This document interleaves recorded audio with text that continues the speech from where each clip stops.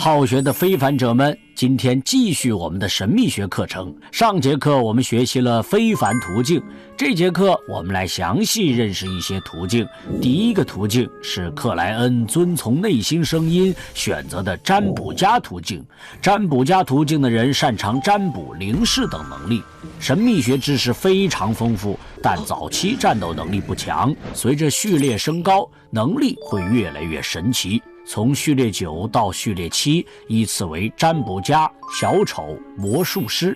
序列9占卜家的能力是冥想、灵视和占卜。占卜又包括灵摆法、梦境占卜法、卜障寻物法等，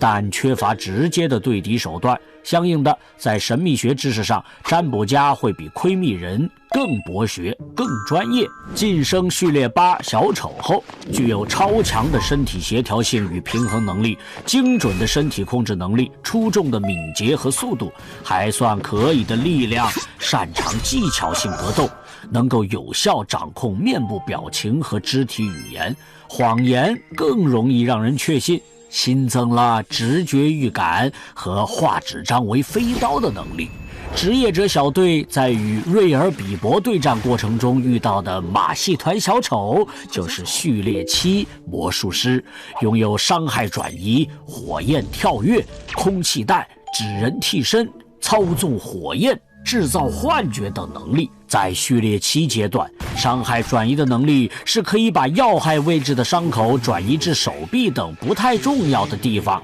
化致命伤为轻伤。火焰跳跃是指可以在自身留下的火种和原本就有的火焰之间闪现，类似于瞬移。空气弹是通过打响指、模拟声音等方法制造威力和速度，堪比特制左轮手枪射出的子弹的空气弹。接下来我们再来学习一下收尸人途径。我们今天先学习序列9收尸人，序列8掘墓人以及序列7通灵者。弗莱就是序列9收尸人。收尸人具备一定的尸体特质，整个人显得颇为阴森，体温较低，从而避免被无智慧的亡灵袭击。同时他们还获得了身体素质的提升，能承受腐烂、寒冷和死亡气息的侵蚀，天然具备灵视，能直接看见部分恶灵，并且了解诸多不死生物的特点和弱处。序列8是掘墓人，体魄更为强壮，灵视更加厉害，身手更为敏捷，能初步沟通附近少量的灵。还有阿霍瓦郡有名的通灵者戴利，他可是短短2年就晋升序列7的天才。序列7通灵者掌握各种与灵相关的神秘学仪式，能直接与现实世界的自然灵和徘徊的亡灵沟通，借助不同的灵实现各种魔法，制造超自然现象，还能伪装成活尸，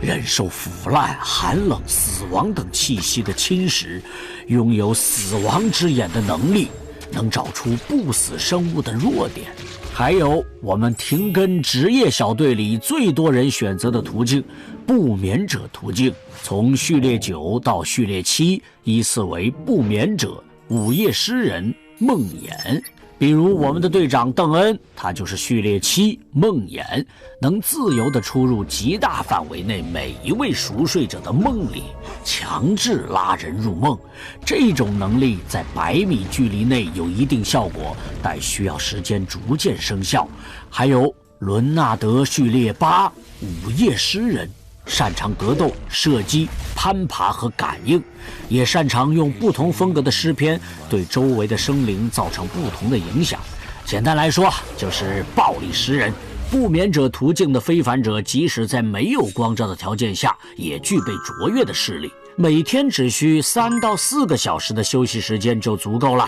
夜晚越深，他们的精力、力量、敏捷和思维、灵感都会愈发超越普通人，能够敏锐察觉到黑暗中隐藏的未知危险，但代价是容易分不清梦境和现实，导致健忘。偷偷告诉你们，我们的队长邓恩就很健忘。年轻人们，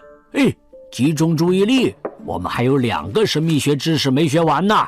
接下来我们来认识一下封印物。封印物是被七神教会搜集并封印的神奇物品，相对于一般的神奇物品有更强的副作用，既能用来对抗威胁，又可能引发灾难，因此需要加以封印。而且这里面有一部分的存在非常特殊，本身具备某种活着的特性，会引诱看守者，会影响周围，也会自行逃脱，会造成灾难性后果。封印物按危险程度用数字代号进行区分，分别是0到3级。0级封印物是非常危险级，最高保密等级。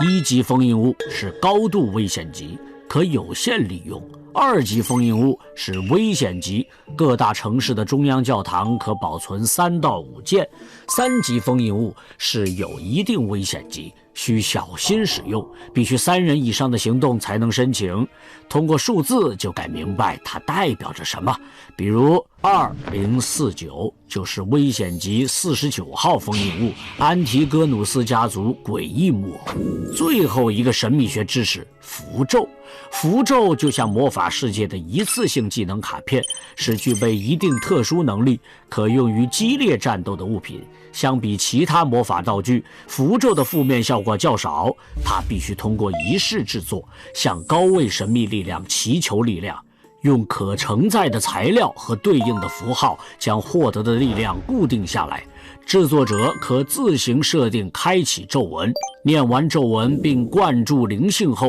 在3秒钟内丢向目标即可发挥作用。不过低级符咒的灵性会衰减，每2周就要重新制作一次。在职业者小队与瑞尔比伯对战前，队长交给克莱恩的银质卡片就是符咒，叫做沉眠符咒，是黑夜教会的常见低阶符咒，效果类似于邓恩和伦纳德让人宁静、让人入睡的吟唱，会让目标沉眠。好啦，今天的神秘学课堂就到这里啦，你们慢慢消化和巩固，我们下节课见。